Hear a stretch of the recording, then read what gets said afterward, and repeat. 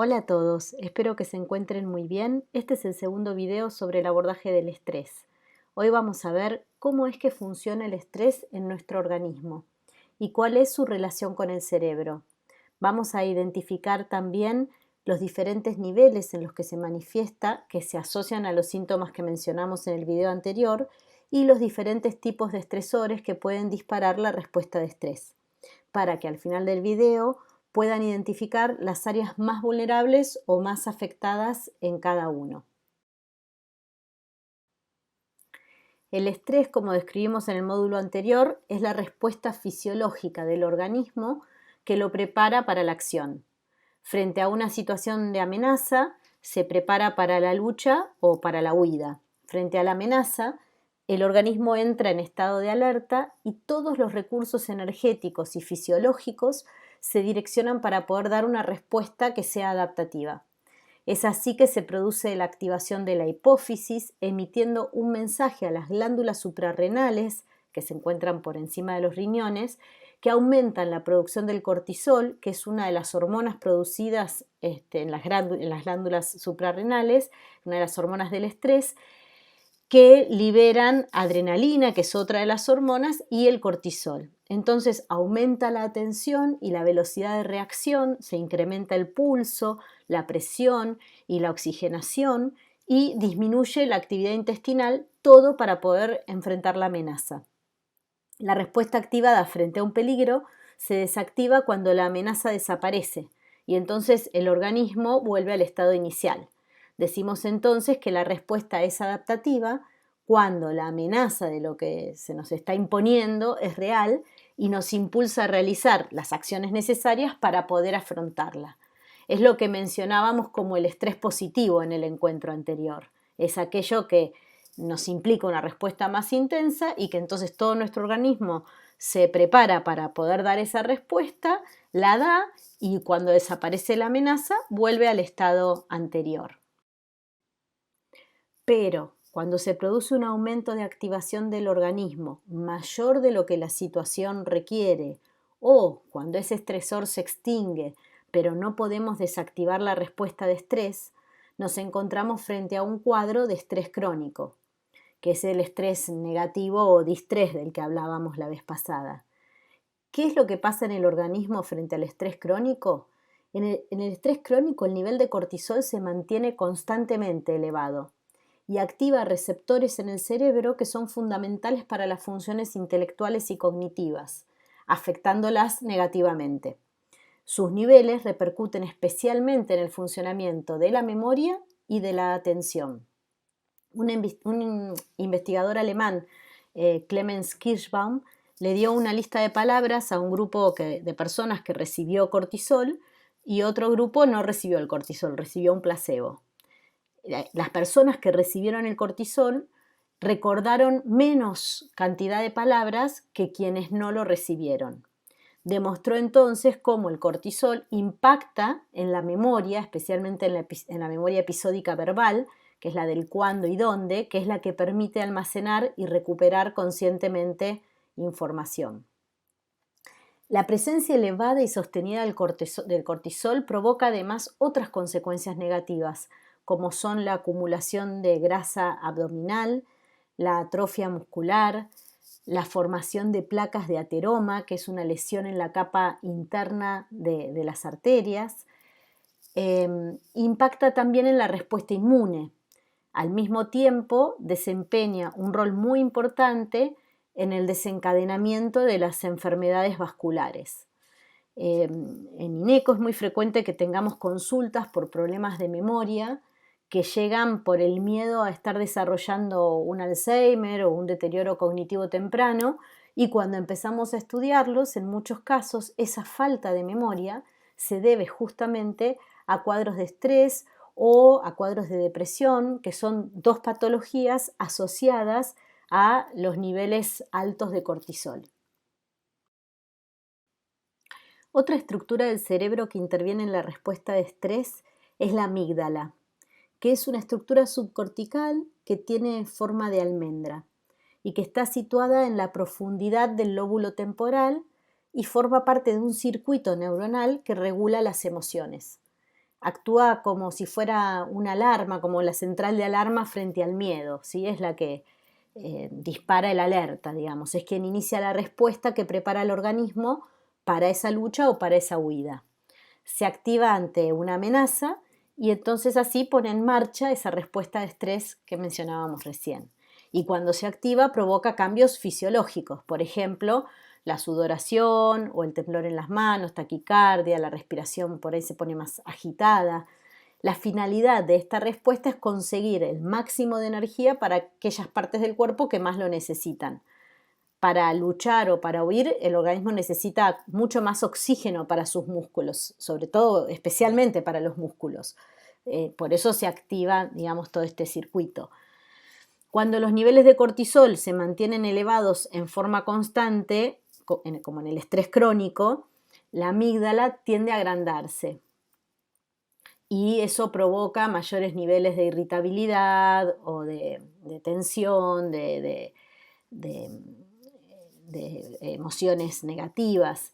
Hay estudios que mostraron que afortunadamente la reducción de estrés permite volver a la amígdala a su tamaño original. O sea, a través de distintos estudios, con la aplicación de programas para la reducción del estrés, se demostró que de alguna manera la amígdala puede volver a su tamaño original.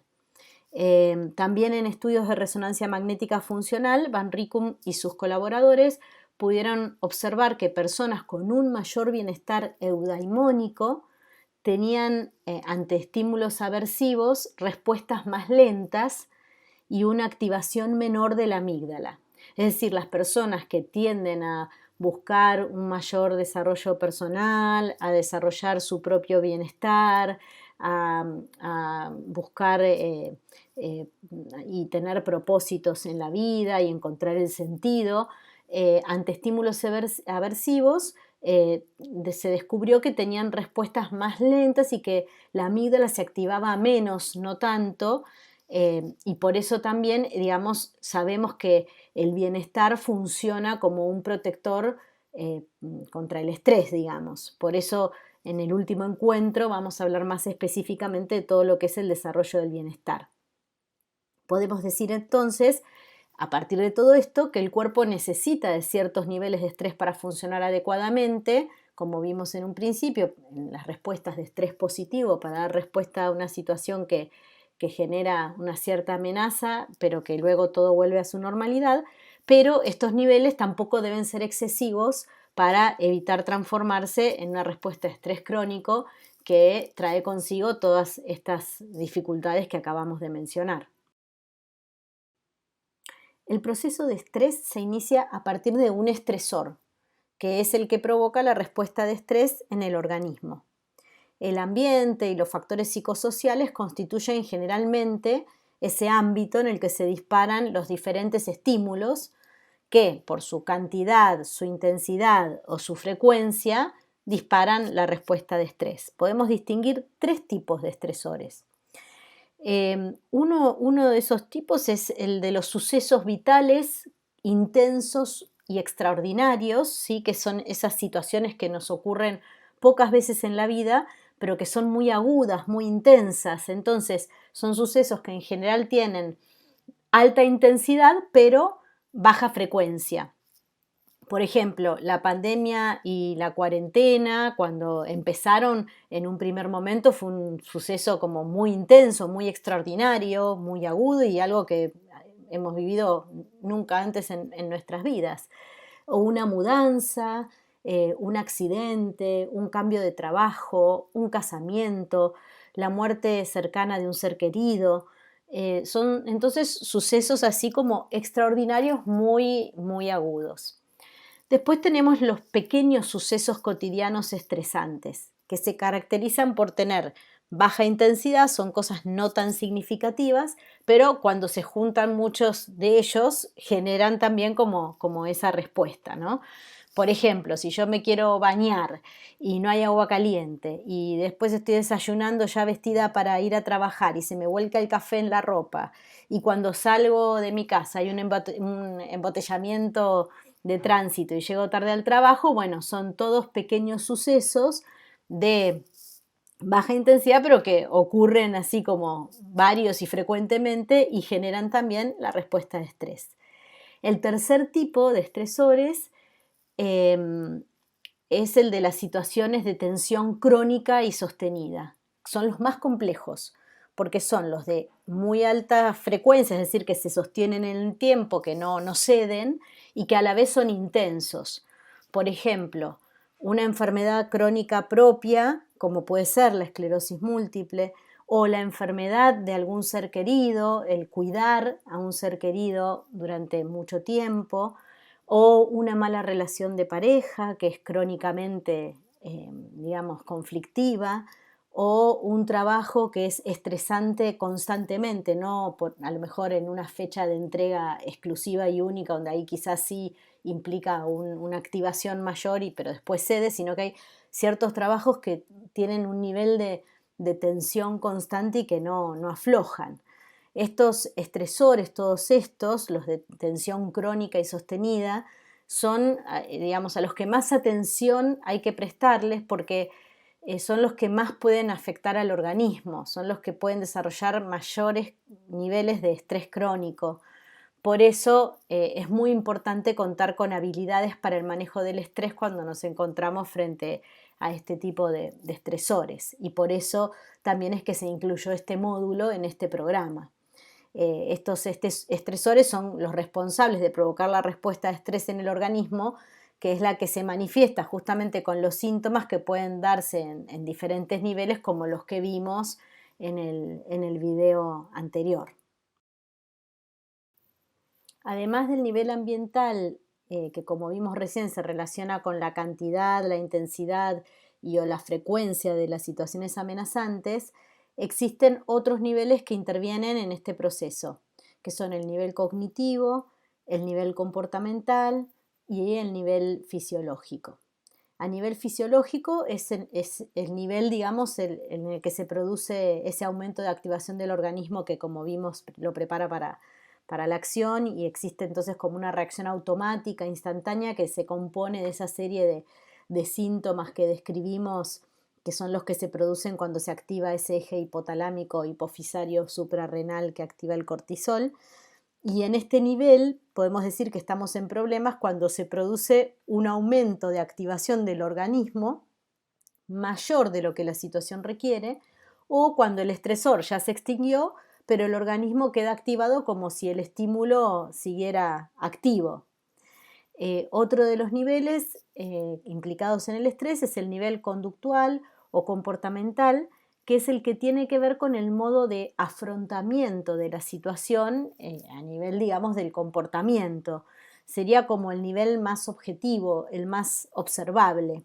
El problema en este nivel se produce cuando las respuestas son como inadecuadas a la situación, o con una ira excesiva, o consumo de alcohol, abuso de sustancias, compras compulsivas, una conducción, digamos, más impulsiva, más temeraria, una alimentación, digamos, con atracones, o eh, la presencia de relaciones interpersonales agresivas.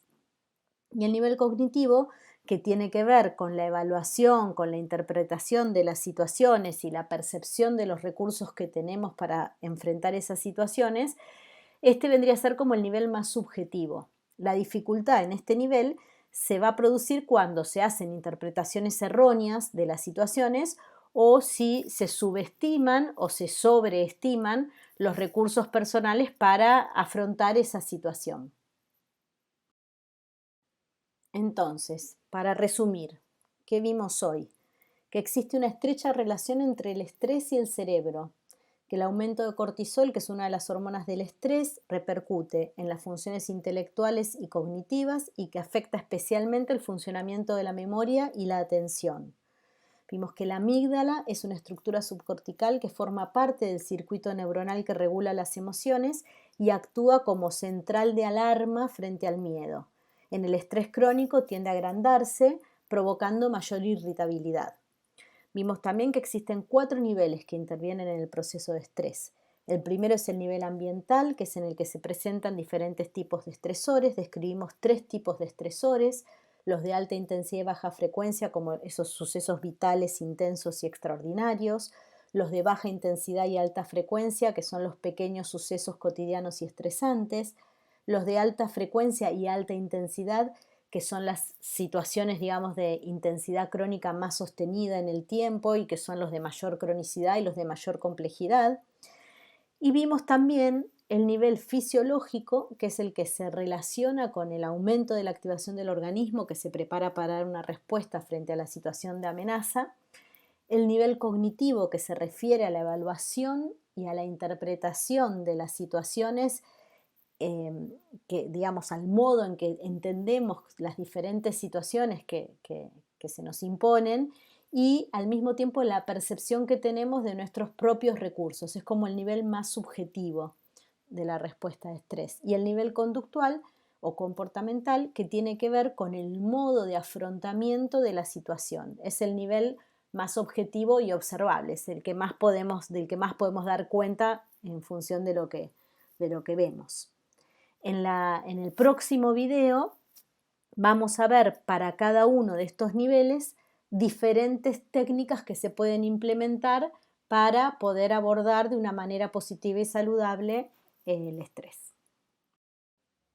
Como tarea para este encuentro, les propongo que cada uno pueda identificar cuáles son sus propios estresores actuales, es decir, que puedan hacer como un recorrido para poder identificar dentro de los 3 niveles que mencionamos cuáles serían las circunstancias actuales que a cada uno de ustedes le generan estrés, que puedan chequear si vivieron recientemente algún suceso que haya sido muy intenso o muy extraordinario, cuáles suelen ser, en el caso de cada uno de ustedes, los pequeños sucesos cotidianos estresantes que más tienden a, digamos, que más tienden a generarles estrés a cada uno, si existe en este momento en su vida alguna situación de estrés crónico sostenida, inclusive que puedan ver de qué manera les impacta a ustedes la enfermedad. La enfermedad puede tener distintas formas de manifestarse, inclusive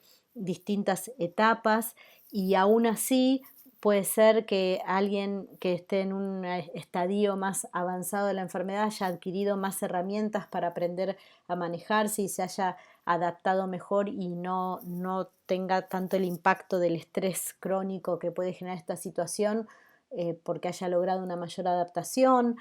Puede ser que quien haya recibido más recientemente el diagnóstico tenga un impacto más fuerte. Eso va a ser diferente en cada caso, por eso sería bueno que cada uno revise cómo es la interpretación que cada uno hace de esa situación. Y, y también les voy a pedir como otro ejercicio, digamos, que puedan, considerando los distintos niveles de estrés que fuimos mencionando, el fisiológico, el conductual y el cognitivo, además del ambiental, cuáles de ellos se encuentran más afectados en el caso de cada uno de ustedes. ¿De qué manera, además, se ve afectado cada uno de esos niveles en cada uno de ustedes? Y esto, sobre todo, para poder tener bien claro, digamos, cuál es la situación de cada uno, porque como vamos en el próximo encuentro a ir empezando a trabajar sobre distintas técnicas para cada uno de los niveles, es bueno que cada uno identifique cuáles son los niveles en los que más atención y más técnicas van a tener que implementar para poder lograr un mejor manejo del estrés y más saludable y positivo. También pueden fijarse emocionalmente cómo están, si se sienten más ansiosos, si se sienten más deprimidos, hacer como un escaneo personal, digamos, y un autodiagnóstico respecto a cómo cada uno se encuentra en relación al estrés. No, nos vamos a ver entonces en el próximo encuentro. Los saludo a todos y hasta la próxima.